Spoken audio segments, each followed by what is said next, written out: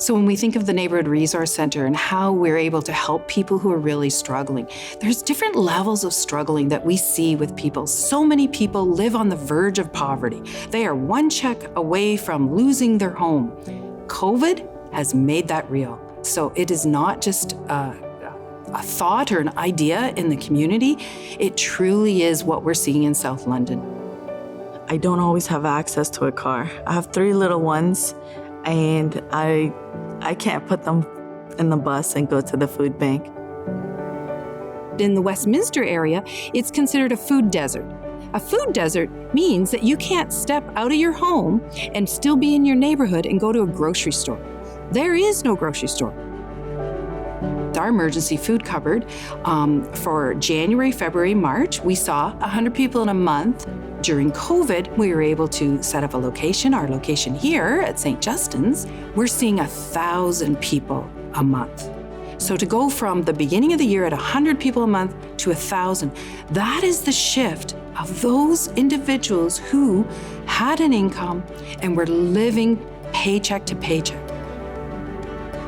We had to bring in some staffing. We're very excited that United Way supported our project, which allowed us to actually staff our food cupboard. We know an emergency food cupboard, that is the food for the belly. But the reason, the other part that they're here, so that they can be strong and stable back into their home. You know, when it's like it being in a dark room, or in a dark tunnel, where knowing there's light at the end, that light brings you, like joy, knowing somebody's there to hold your hand and you're not gonna fall. The community clearly has responded like, oh, thank goodness, this is fantastic. And now we can get our feet on our ground in our own neighborhood. Core services is what United Way funds. That funds our youth services, our basic needs services, and our community outreach. Those are services that absolutely could not happen, would have not happened if we didn't have the support of United Way. We would have just been closed. And then what happens to a community? My hope and my belief in the future is in the people. And my eye will be on the people and what they're saying is their need.